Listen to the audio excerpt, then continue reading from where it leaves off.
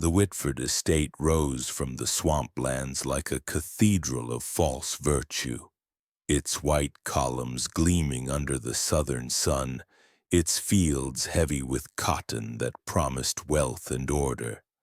To outsiders, it was a monument of civility, the home of a family who quoted scripture and opened their doors to ministers who praised their generosity. Elias Whitford, the patriarch, was spoken of as a man of refined manners, a Christian gentleman who bowed his head before meals and paid for new pews in the local church. Yet those who labored in his fields and lived in the shadow of his house whispered a different story, a story that clung to the air the way the smell of iron clung to the basement stones. Servants swore that when the damp wind shifted, it carried the stench of wet clay mixed with something metallic, sharp as blood, and that in the night, the cellar doors groaned open like the breath of the earth itself. The family pretended to honor death with dignity, hosting funerals where psalms were sung and scripture read, yet neighbors often saw something strange. Coffins were carried not to the graveyard but into the mouth of the earth, through the wide cellar doors beneath the house. They went down into darkness and no one saw them brought back out. Men who asked about these burials were told the Whitfords were keeping valuables safe from thieves, yet their voices carried a rehearsed edge, as if they repeated the same words until they no longer believed them themselves. The soil around the Whitford home seemed unsettled, churned again and again by shovels, yet no fresh graves appeared on the grounds. Behind the polished faces of plantation wealth, the Whitfords were a family obsessed with secrecy. Elias, who kept a leather-bound journal, wrote by candlelight long after the house had gone quiet. He believed the soul could be reshaped if forced into ritual, that confinement and suffering could strip away sin.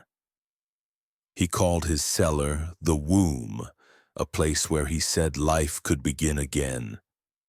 He claimed it was the will of God that the impure be returned to darkness, as though rebirth could only come from suffocation and silence. His wife Anne played the part of a gentle mother at church, yet in the house she carried the keys to every lock below ground. Their children were raised not on fairy tales but on sermons of pain and rebirth, taught that beneath their house was holy soil. The iron smell grew stronger in the summer heat, when humidity carried it through the cracks of the floorboards, seeping into the drawing rooms where guests sipped tea and praised the family's refinement. Visitors sometimes commented on it, wrinkling their noses, and were told it was only the marshes nearby. Yet the servants knew better. They heard faint noises underfoot when the house was quiet. The muffled moan of someone gagged, the scraping of nails against stone, the dull thud of a body moving in chains. Some of them whispered that it was not iron they smelled, but blood dried into the walls, soaked into the very stones. The Whitfords had mastered the art of deception. They smiled in the daylight, clothed in silk and lace, reading scripture aloud to their guests, while in the dark they carried their coffins, lowering them into the earth with ritual care. Each descent was treated as sacred, as though they were feeding the womb itself, returning flesh to soil not to honor the dead but to prepare them for something crueler. The family spoke often of salvation, but their hands trembled when they touched the cellar doors, not from fear but from devotion, as if opening them was an act of worship. And so the Whitford estate stood, a beacon of southern nobility on the surface, but beneath its polished floors and painted walls, A hidden sanctuary of iron clay and silence waited. What lay below was not a place of rest but of preparation, where the boundaries between faith and cruelty blurred into something that could no longer be named. The house smelled of iron because it breathed it, because it exhaled the scent of what it concealed. It was only the beginning, and already the earth beneath the Whitfords was heavy with secrets too monstrous to stay buried. Elias Whitford presented himself as a man of letters, a gentleman of education whose library was praised by visitors as one of the finest in the South. The walls of his study were lined with imported volumes from Europe, their spines cracked with use, their pages stained by the oils of his hands. He told neighbors these books were proof of refinement, but he did not read them for knowledge alone. He read them searching for permission, for any justification that cruelty might be sanctified by science. He found it in the words of men who believed themselves enlightened, physicians who claimed suffering could reveal truth, scholars who wrote that entire races were born to endure pain, criminologists who insisted evil could be marked on the body. Where others saw cold theories, Elias saw scripture. He underlined phrases in blood-red ink, copying them into his journals until their words became part of his own gospel. He spoke of these discoveries as if they were revelations. Dr. Samuel Cartwright had written that certain illnesses of the enslaved were born from their disobedience, and Elias twisted that into proof that rebellion could be cured through discipline of the flesh. Cesare Lombroso argued that criminality was etched into the skull and could be exposed through dissection, and Elias used it to convince himself that punishment was not cruelty but dissection of the soul. Every page became another stone in the altar he was building inside his mind, where cruelty was not sin but sacrament. To his family he preached that suffering was the midwife of salvation. Pain, he declared, was the only language God still listened to. It was in this fever of belief that he began reshaping his home into something unholy. The basement that once stored barrels of grain and salted pork was emptied. Masons were hired under the guise of building stronger foundations, but Elias directed their hands with unnatural precision. He ordered them to carve chambers narrow and deep, lined with clay that kept the air damp and unclean. Iron bars were set not as gates but as wombs, confining bodies into crouched fetal positions. He had the walls treated with lime and stone dust to create a smell that clung to the nose, a mixture of earth and decay, as if the very air was thick with blood that had never dried. He called these chambers his sacred wombs, places where, he said, flesh would be broken down and reborn. When the first victims were lowered inside, the doctrine became flesh itself.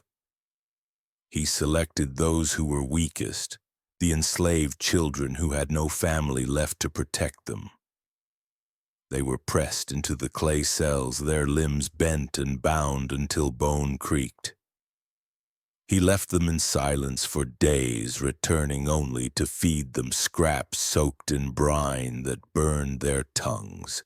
He watched their eyes widen with fear as the air thickened and the damp walls swallowed their cries. To Elias, this was not torment but proof that his womb was working, that their souls were being stripped down to raw essence. When one child suffocated in the corner, body twisted into the position of an unborn, Elias recorded the death as a success. He wrote in his journal that the child had returned to God's womb and been remade. But cruelty is never satisfied with one demonstration. Each death became a lesson, each broken body a page in his new scripture. He discovered that nails scraping against clay left patterns like scripture lines, and he ordered victims to claw the walls until their fingers split open. He measured the swelling of their skin as though it were data, noting how long a body could endure brine and darkness before breaking. To his children he described these rituals as sacred studies. To his wife he declared that their family was chosen to carry out God's hidden work. Slowly, the Whitfords became disciples of his doctrine, accepting his twisted truth as ordinary. The house above remained unchanged, its parlors still bright with laughter, its chapel hymns sung with practiced harmony. Guests could not see the wombs beneath their feet, nor hear the muffled prayers of those trapped within. Yet the Whitfords walked the halls with calm faces, convinced that beneath them the earth itself was holy, that every cry below was another hymn to their God. In Elias's mind, science and faith had become one, fused into a doctrine of flesh that would demand more lives, more silence, more blood. The iron smell would grow thicker, and soon it would begin to seep into the very bones of the family itself. They called it baptism, though it began with a list of names written in Elias Whitford's neat hand. A roll of small bodies chosen for their quiet, their loneliness, their lack of a protector who might bargain or resist.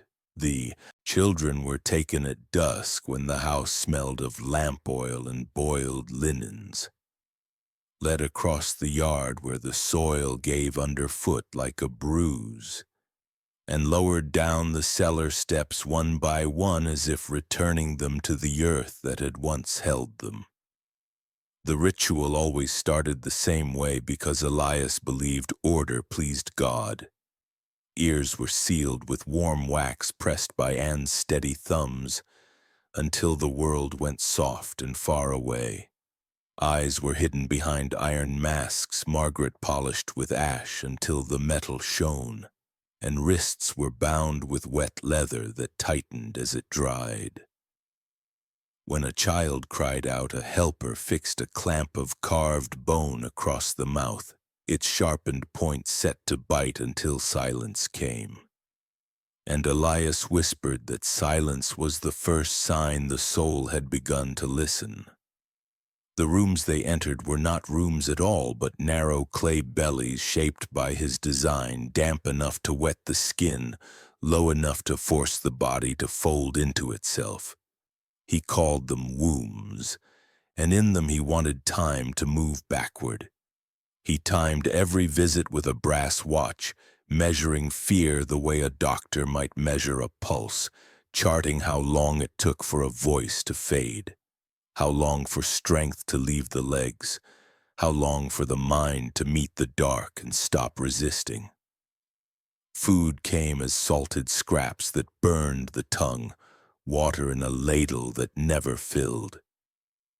The first child lasted 4 days before the wax carried fever into his ears and the iron mask rubbed the bridge of his nose into raw flesh. When he slumped, breath thin and broken, Elias recorded the moment as if logging a harvest and said the boy had crossed back into God. The second lasted 7, learning to read the steps above like weather, counting them, praying without words, trying to shape hope inside the clamp.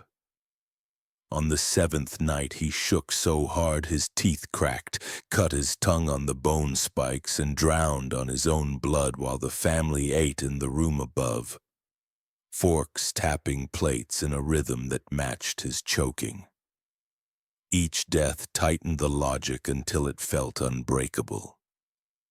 With every body washed and hidden, the family's faces grew smoother, their church voices sweeter, as if piety could plug the seams.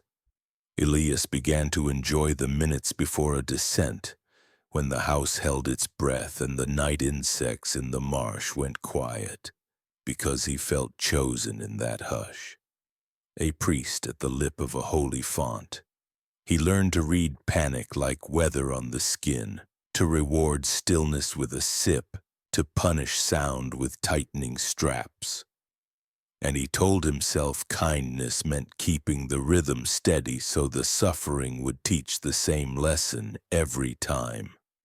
Anne carried the keys and did not tremble anymore. She pressed wax into ears like a mother fixing a child's hair. And when a small hand touched hers by accident, she did not pull away. Margaret listened at the vents to be sure no voice rose above the hymn they played on the parlor piano, and spent evenings filing bone clamps smooth so the wounds would be clean and not fester too soon. The servants learned to walk on the edges of their feet because footsteps made the children thrash, and thrashing made Elias angry, and anger meant another body would be chosen to remind the others. Upstairs, guests praised the family's charity, spoke of quilts and baskets sent to the poor, while beneath them the air shivered with muffled cries that could not climb past the iron. At night, when the house finally went still, Elias knelt with his journal and drew the shapes of silence, marking how fear could be sculpted if the hands were patient and the will was pure.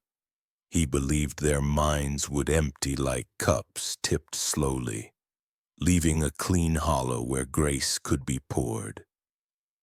But the hollows did not fill. They only widened, and the children who did not die right away became shadows of themselves, rocking in the dark, chewing their own cheeks for comfort until the clamps tasted of salt and blood. It should have shamed him, but it fed him. He wanted the silence to be total, the proof to be perfect, and he began to wonder what the last breath sounded like inside a mask when a person could not scream. The thought would not leave him, and soon he began building new devices to catch the breath itself, certain that if he could trap the final sound, he could hold the soul in his hands. By 1860, Elias Whitford's doctrine of silence had hardened into a ritual that demanded more than confinement. He had grown restless with mere stillness, unsatisfied with mute bodies pressed into clay. His journals show how his thinking shifted from silence to sound. He wrote that the soul did not depart quietly but left with a final cry, an invisible thread of breath that could be measured, captured, and perhaps held. In his mind, this last exhale was not just a symptom of death but proof of transformation. The moment when flesh split from spirit. He began to chase it the way an alchemist might chase gold, believing that if he could seize the final breath, he could seize the soul itself. He constructed devices from wood, iron, and leather straps, crude but deliberate, modeled after sketches in European surgical manuals he imported at great expense. These contraptions bent the body backward, pressing chest against wood while clamps sealed around ribs. Small hand-cranked augers were fitted with hollow bits, designed not to bore through timber but through lung tissue. He tested them first on small animals, then on children, forcing the drill until the victim gasped. The sound thrilled him high and sharp, like a whistle torn from the inside. He began to believe the pitch of this sound revealed the purity of the soul. The weak gave a low moan, the strong a piercing shriek. Each note became a sermon in his ears, convincing him the body itself was an instrument God had left for him to play. The harvest began in secrecy at night when the fields lay dark and the marsh hummed with insects. Victims were bound beneath the odd contraptions, their arms pinned, their mouths gagged with linen dipped in salt to draw blood with every movement of the tongue. Elias turned the crank slowly, savoring the shudder that passed through the body as air leaked in strange, ragged bursts. He leaned close, listening for the cry, closing his eyes as if in prayer. Sometimes the sound was thin, a mere rasp, and he would mark the death as unworthy. Other times it rang clear, a wet scream vibrating against the iron clamps, and he would lift his head with something like reverence. He called these worthy harvests, recording them as victories in his journal. The family adapted to the noise as one adapts to the ticking of a clock. At first the muffled moans unsettled them, rising up through the boards, seeping into their sleep. But soon Elias demanded they treat it as holy music. Margaret was instructed to compose hymns on the piano that could blend with the sounds below, melodies in minor keys that matched the cadence of the cries. Anne led the servants in singing when the moaning grew too loud, their voices trembling but obedient. The songs became a shield, a way to sanctify the horror so it felt less like butchery and more like worship.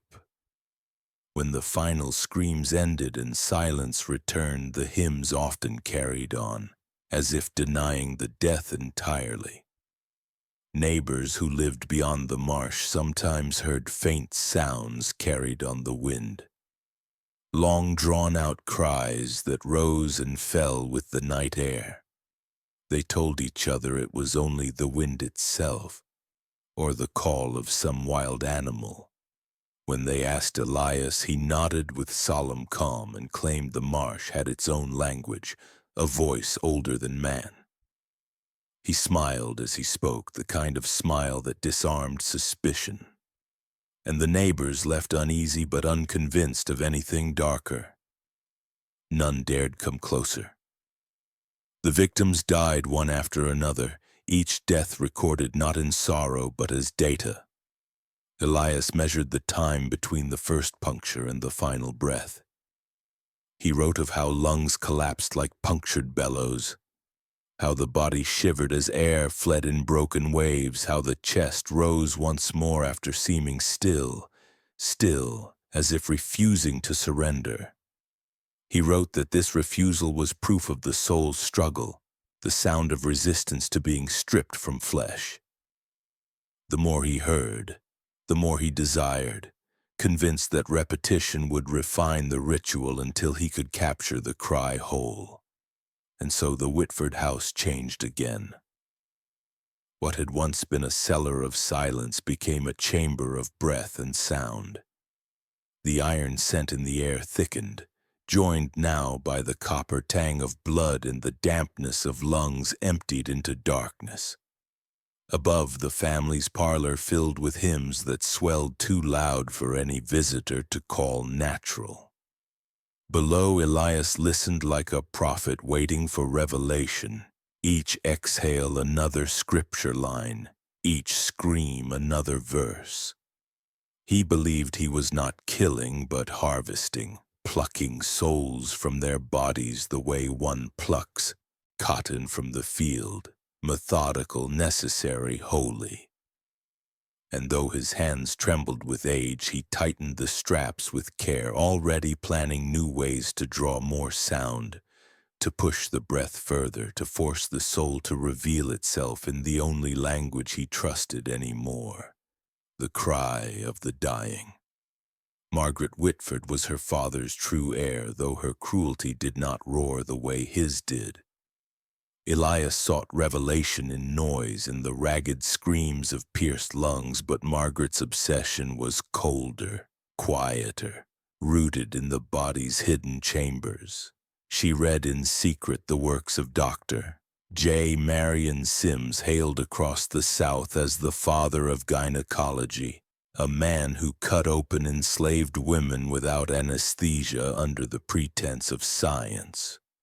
Where others saw cruelty tolerated by society, Margaret saw a path to salvation.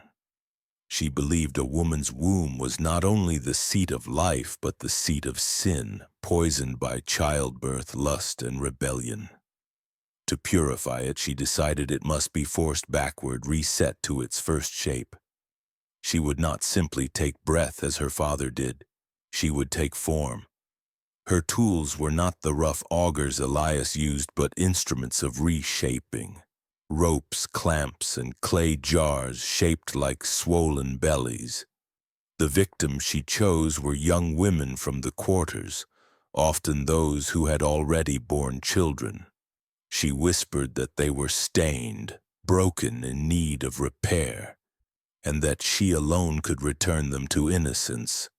They were bound in fetal positions, knees crushed against chests, shoulders wrenched until bones cracked.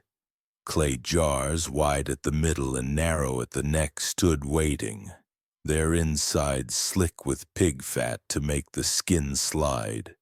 Women were forced into them, their bodies folded and jammed until joints tore and spines curved like twisted roots. The jar was sealed with wax and earth, the only opening a small hole at the top, just wide enough for a single hand to pass a ladle of water. Margaret called it the womb, her sacred vessel, where she said flesh was returning to its first state. Inside, the air was wet and heavy. Victims sweated until their skin peeled, gasped until their lungs ached. Some lasted days, others hours, depending on how badly their bones had broken in the forcing. The jars muffled their cries so that only faint thuds rose through the cellar floor, dull and rhythmic like the sound of a mother's heartbeat. Margaret would kneel beside them, listening, convinced she was hearing a rebirth. She prayed softly, whispering psalms twisted into her own meaning, telling herself that the jars were baptisms, that every broken bone was another cord tying the soul back to purity. Few survived the jars. Those who did emerged bent and ruined, their spines hunched, their joints fused. Margaret treated them as proof of her work, though their eyes were vacant, their voices cracked to whispers. She paraded them through the house like children returned from death, made to stand before her father as evidence that the womb could indeed be reset. Elias watched with pride, not disturbed by their deformity but moved by the silence that clung to them. He called them vessels of grace. The servants called them the clay-born and feared them as omens, keeping distance from their shadows. Margaret's cruelty did not stop there. She grew fascinated with what happened inside the jars after death. When the bodies were removed, their bones were misshapen, their skin etched with the imprint of clay. She dissected them with cold precision, peeling flesh from bone with a surgeon's knife stolen from Sims's designs. She traced the curves of the spine with chalk, noting where it had snapped, writing in her journals about how long each body had lasted. She began keeping fragments of bone in jars of brine, labeling them like relics, convinced that one day she would find the perfect shape of rebirth. Her faith in this practice was absolute. She told herself that the suffering was not cruelty but repair, that the pain was labor pains in reverse, stripping sin rather than delivering life. At church, she sang hymns with a face of porcelain calm. A young woman praised for her gentleness, while beneath her skirts her hands still bore the clay stains of the jars. No one imagined that she left service eager to kneel beside another vessel, waiting for the muffled breath to fade, waiting for the silence that meant rebirth had come.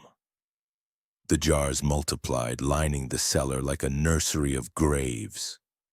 Each one carried a life folded too small, each one sealed in silence. The smell of clay and sweat seeped through the house, but the family explained it away as marsh rot. And so Margaret's experiments joined her father's, the sounds of drilled lungs blending with the dull thuds of bodies breaking against clay. Together they built a theology of pain, where every scream, every crack of bone, every final silence was offered to a God who never answered. The Whitford estate became a sanctuary of twisted faith, a place where cruelty was scripture and torture was prayer, and where even the youngest daughter found her salvation not in life, but in the slow breaking of bodies until nothing human remained. Elias Whitford understood that hunger stripped the body of pride. He had seen it in the fields, in the hollow cheeks of those denied rations, in the way desperation made even the proudest stoop to gather crumbs from the dirt. Hunger, he believed, was the first fire God placed in man, the original command to consume, and so he began to shape his next ritual around it. If the soul could be silenced by confinement and revealed by breath, then it could also be purified by hunger's flame. He called it the Feast of Salt, and he convinced his family that it was not cruelty but preservation, that salt was holy because it endured where flesh rotted. He wrote in his journal that just as salted meat kept through the winter, so would salted souls keep through eternity. The ritual began with starvation. Victims were locked in the clay chambers, denied food until their bones pressed against skin and their bellies shrank to hollows. Elias timed each fast with the same precision he used to measure breath, marking the days in neat lines across his pages. He wanted their bodies to burn themselves empty, to beg not for mercy but for sustenance. When the moment came, when eyes dulled and hands clawed at dirt for crumbs that were not there, he brought the feast. The meat was heavy with salt, boiled until the brine hardened into crystals that burned the tongue. It was heaped into bowls, steaming and foul, and pressed into their trembling hands. The starving ate without thought, stuffing their mouths, their throats straining to swallow, unaware that the water they needed would never come. At first the feast seemed merciful. The victims chewed and swallowed, tears streaming as the salt scorched their mouths. But soon the true torment revealed itself. Thirst rose like fire, swelling their tongues, thickening their throats until breath itself was hard to draw. Their stomachs bloated grotesquely, the meat sucking every drop of moisture from within, their bodies twisting as if crushed from the inside. Some vomited and choked, only to be forced to continue, Elias standing over them with ladles pouring more salted flesh down their gullets. He believed that to deny water was to deny corruption, that thirst would purify them as brine purified pork, leaving behind only the essence of the soul. Deaths came slow, and that was the point. Bellies ruptured after hours of writhing, intestines torn by the strain, and the floor of the cellar slicked with bile and blood. Those who lingered longer screamed hoarse cries for water until their voices cracked into silence, their eyes bulging as the body consumed itself. Elias recorded every stage with obsessive detail, noting how long it took for swelling to reach its peak, how the skin broke into sores, how many hours the heart continued to beat after the stomach split. He wrote not as a butcher, but as a prophet, calling each entry a psalm of preservation. The family cloaked the sounds with song. When the cries rose loudest, Margaret played hymns on the piano, her fingers steady, her face expressionless, while Anne led the servants in psalms. The melodies rose sweet and clear through the house, a choir above a slaughterhouse, as if praising God while bodies burst below. The dissonance became normal, almost comforting, as though their singing was proof that what they did was holy. Margaret told herself the jars and the feasts were linked, both returning bodies to the womb, one by breaking bone, the other by filling until they broke apart. Anne told herself that feeding the starving was an act of charity, even if the food carried death. Neighbors who heard faint echoes of song in the night thought the Whitfords unusually devout. They marveled that hymns poured from the windows at such late hours, mistaking the forced devotion of the household for piety. No one suspected that the music was camouflage for ruptured screams that beneath the polished floors of the estate, swollen bodies lay contorted in their final agonies while the family's voices soared in false praise.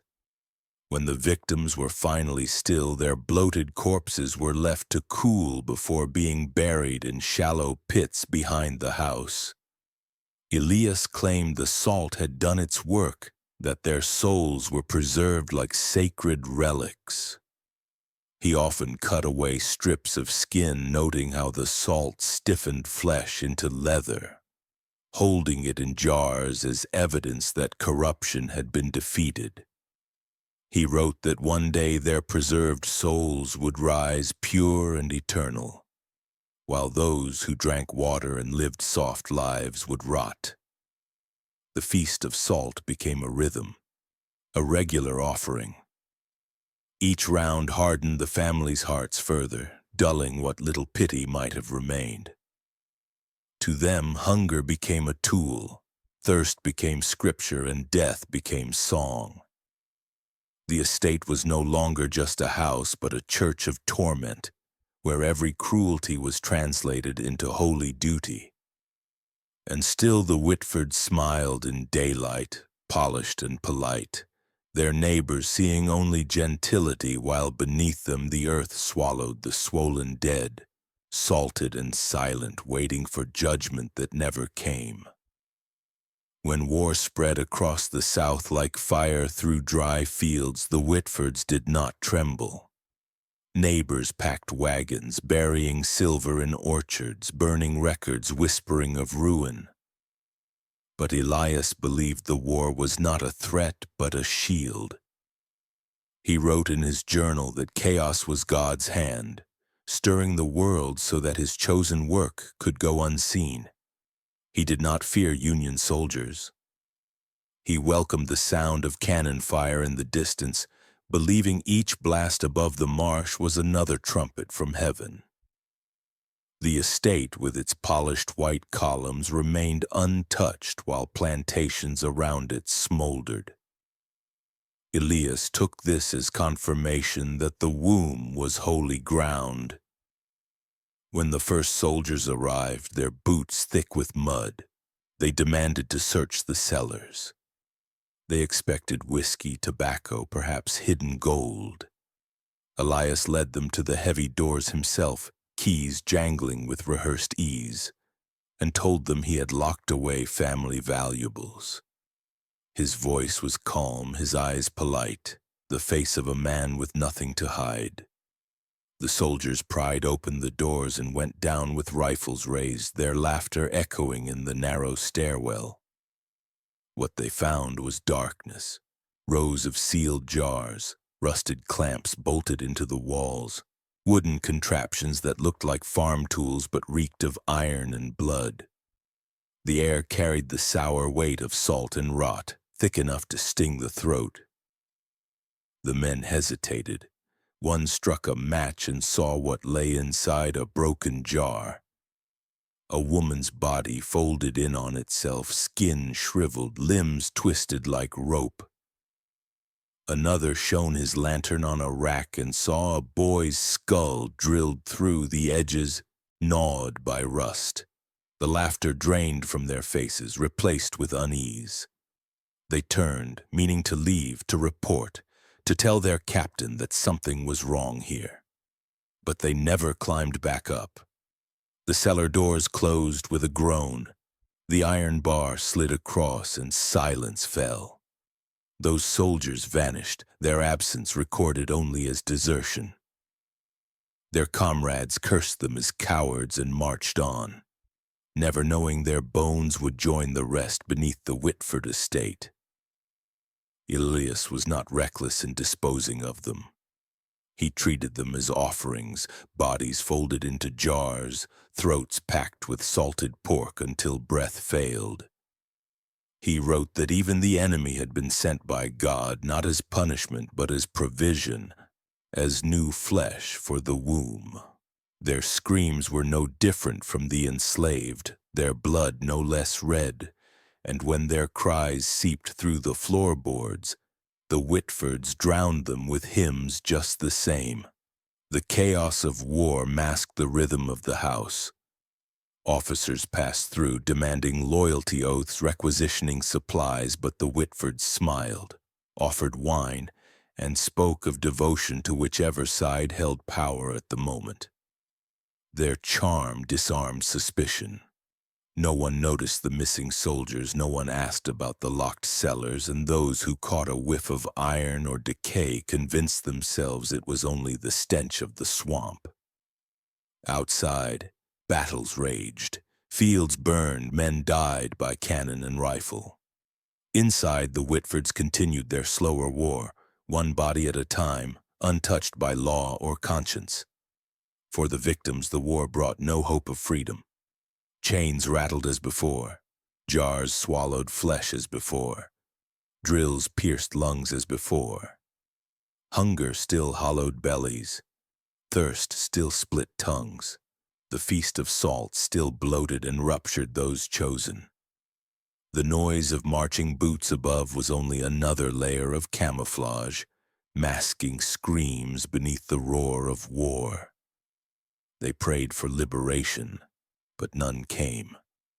Soldiers passed within feet of them, yet the cellar doors stayed shut, the keys in Anne's apron pocket, the Whitfords watching calmly from their porch as blue coats and gray coats alike trampled past. In his journals, Elias gloated. He wrote that while nations tore themselves apart above, the womb remained untouched, preserved by God's hand. He convinced himself the war was proof of divine protection, that the chaos outside only made the order inside more sacred. Each vanished soldier confirmed his belief that even the instruments of justice could be swallowed whole, their absence written off as war's confusion. He did not see himself as hiding. He saw himself as chosen, cloaked in the shadow of God while the world burned. And so the Whitfords' rituals continued, louder and bolder under the thunder of war. The hymns rang at night, their piano echoing across the marsh, neighbors whispering of the strange music while guns cracked miles away. The war promised an end to bondage, but within the Whitford estate, bondage only deepened, cruelty perfected itself, and death multiplied with ritual calm. While soldiers fell by thousands on the battlefield, a quieter slaughter carried on in the cellar, hidden, methodical, unstoppable, protected not by armies but by silence itself. By 1865, the Whitford estate was no longer a house but a shell of obsession, its walls soaked with salt, smoke, and secrecy. The war had bled the South dry, and hunger gnawed even at those who once believed themselves untouchable. The fields lay untended, the enslaved population thinned by escape or death, and yet the Whitfords continued their rituals with greater frenzy, as if the thinning world demanded more sacrifice to keep their god of silence appeased. Elias's journals from that year are darker than ever. His neat handwriting feverish, his words heavy with paranoia. He believed the war would end not with freedom but with judgment, and only those who had been reborn in the womb would survive God's cleansing fire. His obsession turned inward. It was no longer enough to punish outsiders, neighbors, soldiers, or the enslaved. He began to look at his own bloodline, convinced that only through ritual could the Whitford name endure. His grandchildren, children of Margaret and her arranged marriage, became his chosen vessels. He wrote that their innocence made them perfect offerings, pure clay ready to be shaped. He convinced himself that if they were buried alive in his sacred pits, pressed into clay and suffocated into silence, they would be reborn as the perfected Whitford bloodline, untouched by the corruption that spread across the land. To Elias, killing them was not murder but preservation, the ultimate proof of faith. The preparations were methodical. Clay pits were dug deeper than before, lined with lime and ash, made narrow so that the bodies would fold tight, forced into fetal positions until ribs snapped inward. He designed lids for the pits from heavy planks sealed with wax and iron nails, so that once shut, they would hold air only long enough to prolong suffering. The children were brought down at night, dressed in white linen as if for baptism, their small bodies trembling, their eyes wide with confusion. Margaret helped, whispering psalms, her voice calm, though her hands shook as if she feared not her father's command but the thought of denying him. Anne carried the keys as always, her silence absolute, her face unreadable. The first child lasted hours, scratching at the lid, tiny fingers bloodied as the air thickened. The muffled cries seeped into the cellar, rising in waves that mixed with the stench of sweat and clay.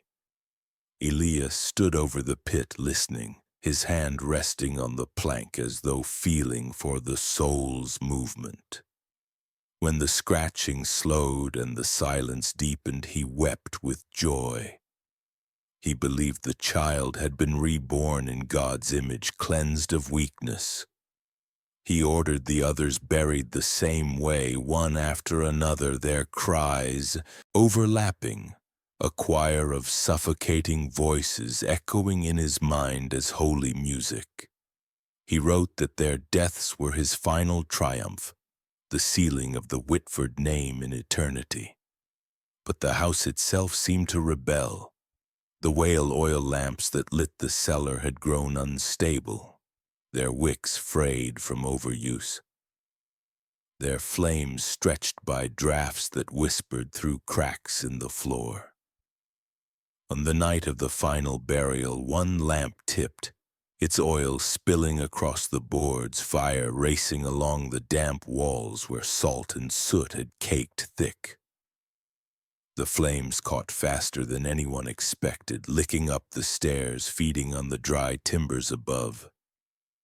The family panicked, but Elias refused to flee. He shouted that the fire was God's final sign, the true cleansing, that the womb must be sealed in flame. He barred the cellar doors, locking himself and his family within, convinced that their deaths would be rebirth. The fire roared. Smoke thickened, choking the cellar, searing lungs already cracked by salt and age. The buried children pounded weakly in their pits, their cries fading under the thunder of collapsing beams. Margaret's jars burst from the heat, clay shattering, spilling twisted remains across the floor. The wooden contraptions Elias had built cracked and burned, the iron glowing red before bending under the weight of the flames. Victims still chained to the walls writhed as fire found them, their screams swallowed by smoke. The Whitfords themselves coughed and staggered, eyes blinded, skin blistering. Elias clutched his journal to his chest even as embers ate his hair, scribbling one last line before his hand failed. The womb is eternal. By dawn, the estate was nothing but smoldering ruin. The great white columns toppled, the roof collapsed into ash, and the cellar itself caved inward, burying everything beneath stone, clay, and charred wood.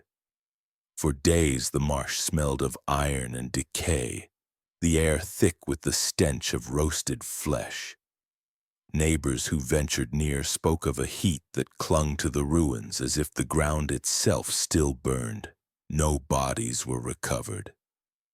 The Whitfords and their victims remained entombed together, bound by clay, fire, and silence. The womb had collapsed, but its legacy seeped into the soil. For decades after, nothing grew on the land, no bird nested in the trees that ringed it, and travelers swore the air still carried the faint scent of iron and salt when the wind shifted. The Whitfords had destroyed themselves in pursuit of eternity, but in doing so they left behind only ruin, a scar on the earth, a silence deeper than death. By 1923, the Whitford estate was a ruin, its columns collapsed into weeds, its cellar sealed beneath decades of ash and silence. Locals avoided the place, calling it cursed ground where the soil refused to bear fruit, where even birds veered away as if the air itself was poisoned. But the march of progress had no regard for legend. A developer purchased the land, hoping to drain the marsh and build new roads across it, and construction crews with picks and shovels arrived to cut through the soil that had swallowed generations. They expected mud and stone. Instead, they struck iron. The first discovery came when a spade rang against metal, revealing a rusted clamp fused into the earth. The workmen thought it was farm equipment until they pulled harder and uncovered a strip of bone still locked within its jaws, the shape of a wrist too small to mistake. Unease spread, but orders were to keep digging. Soon more clamps emerged, twisted in rows as if carefully placed, their iron teeth dark with corrosion. Next came the jars, heavy clay vessels sealed with wax that crumbled at the touch. When one cracked open, the stench was immediate, sharp and foul despite the decades. Inside were small curled forms, bone and ash fused together, tiny skulls pressed against clay walls as if clawing to escape.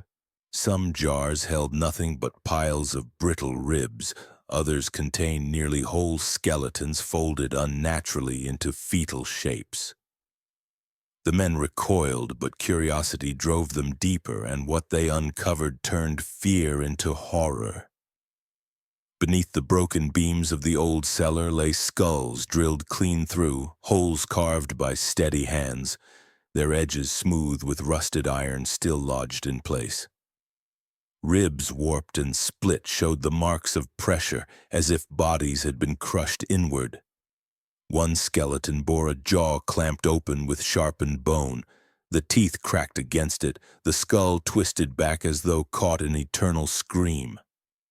Others were half buried in salt, their bones dried and stiff as if preserved deliberately. Each find told a story of pain, not accident, not natural death, but methodical cruelty. The ground itself was a ledger, and every layer of earth revealed another line. Word spread quickly among the crew. Some refused to return, claiming the bones whispered when unearthed, that the air carried a taste of iron and ash that clung to their throats for hours. But the authorities, summoned reluctantly, refused to call it murder. Local officials wrote reports dismissing the finds as remnants of old medical waste, claiming the Whitfords had been amateur doctors experimenting in crude times. They ordered the bones gathered into carts and hauled away to be buried elsewhere, nameless and forgotten. The clamps and jars were quietly destroyed, melted down as scrap, their evidence erased. The developer wanted silence, and the law was willing to oblige. Yet not all could be hidden. A clerk in Charleston sorting archives of antebellum families stumbled upon a locked chest donated years earlier by a distant Whitford cousin. Inside were Elias's journals, charred at the edges but still legible. They described in precise detail the doctrine of the womb, the jars, the clamps, the feast of salt, even the final burial of his grandchildren. Page after page outlined experiments cloaked as scripture, rituals written with the steady hand of a man who believed he was building eternity. The journals linked directly to what the workmen had unearthed, proving that the ruins were not medical waste but ritual slaughter. The clerk shared his findings quietly, and whispers spread through Charleston's academic circles. Descendants of the Whitfords denied everything. They called the journals forgeries, claiming enemies of the family had planted them.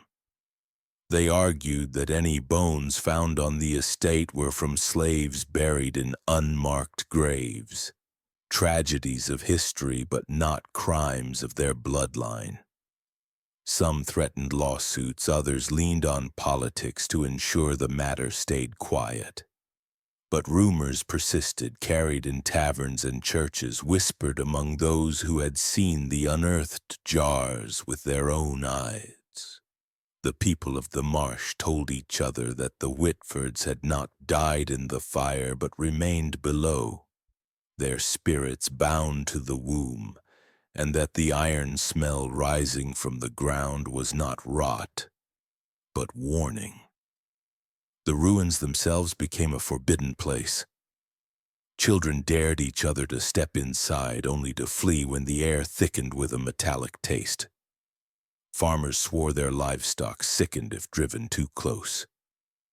Even decades later, the ground was marked not with memorials but with silence, the truth buried beneath lies, the bones of the tortured hidden behind words like waste and science. But the journals remained, passed quietly from hand to hand, each reader struck by the calm handwriting of a man who believed his cruelty was holy. And in every whispered retelling, the Whitford name grew darker, a reminder that evil can outlast its own fire, seeping into the earth, waiting to be uncovered again. The Whitford name did not vanish with the fire. Their estate collapsed into ash, their bones fused with clay and iron, but their ideas lingered, hidden in journals, whispered in family records, and etched into the soil like scars that would not fade. By the turn of the 20th century, the story of the womb had become a rumor, then a secret, and then a quiet echo woven into other institutions. In medicine, whispers began to rise of what had been done beneath that house, of children starved and folded into jars, of lungs pierced for sound, of bodies swollen by salt. Though the journals were officially dismissed as fraud, their details seeped into professional debates about confinement and treatment. Some physicians recoiled, horrified that anyone could confuse torture for science, while others admitted in hushed tones that the Whitfords had only carried certain accepted practices to their logical end. In their minds, the family had not invented cruelty, but revealed the cruelty already living in medicine's foundations. Asylums across the South, long known for locking the sick and the unwanted into cages, began to face new scrutiny. Reformers used the language of the Whitford journals, quoting lines about wombs and silence as proof of the dangers of confinement. Laws were drafted to ban the binding of patients into fetal restraints, to forbid the use of starvation as treatment, to outlaw the practice of sensory deprivation once hailed as calming. None of these laws mentioned the Whitfords by name, but those who drafted them knew the truth. They knew that what had been unearthed on that marsh was not just a family's madness, but a reflection of society's darkest beliefs. That pain could purify, that suffering could heal, that silence itself was proof of salvation. Religion, too, was touched. Southern churches, embarrassed that the Whitfords had cloaked their rituals in psalms and hymns, began to preach against what they called false baptisms. Ministers spoke of those who drowned souls instead of saving them, who turned God's sacraments into cruelty. Some congregations even banned the use of certain hymns the Whitfords were known to play, fearful that the melodies themselves carried corruption. But still the story lingered, growing heavier with each retelling. Parishioners asked themselves how a family who prayed so loudly, who gave money to churches and sat in pews with heads bowed, could have buried their own children alive in pits of clay. The question was left unanswered, a quiet warning that faith could be a mask as much as a shield. By the mid-20th century, the ruins had become a place of avoidance, a scar in the marshland where hunters claimed to hear voices and workers refused to cut trees. Developers left the ground untouched, as if instinctively obeying what history had already marked as sacred or cursed. It was not until 1980 that a small stone appeared there, placed without ceremony, without witnesses. No name was etched into it, no mention of the Whitfords or their victims. Only 6 words were carved in plain letters: to those returned too soon. No one claimed responsibility for the stone, though whispers said it was placed by a church group, or perhaps by distant descendants seeking penance, or by workmen who still remembered the jars pulled from the earth. Whoever placed it, the meaning was clear: acknowledgement without confession, mourning without detail, truth hidden in half-light. And so the legacy of the womb became not a story of justice but of silence, fitting for a family who had built their faith on silencing others.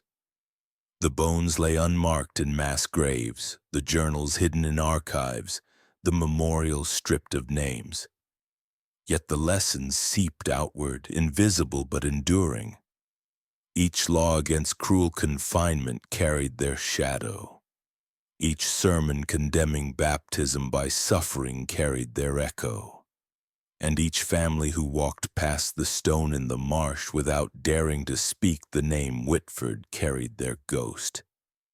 The story lingers because it warns of something larger than one family's madness.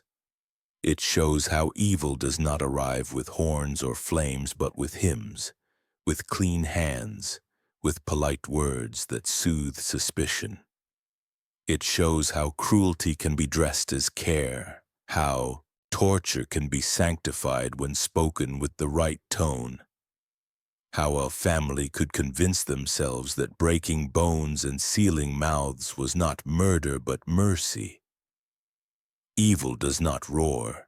It whispers in scripture, it sings hymns over screams, it kneels in prayer while lowering children into the earth. And when it finishes its work, it smiles politely, offering bread to neighbors, shaking hands in church pews, leaving nothing but silence as proof. The Whitfords are gone, but their truth remains a question. Could this happen again? Could a family, a doctor, a priest, a scientist convince themselves that cruelty is sacred if it is done in the name of healing, of order, of faith? History answers quietly, pointing to prisons that still confine, hospitals that still restrain, churches that still demand silence. The stone in the marsh says nothing but reminds us all the same. Lives can be buried, pain can be hidden, and evil can be passed from generation to generation without ever raising its voice.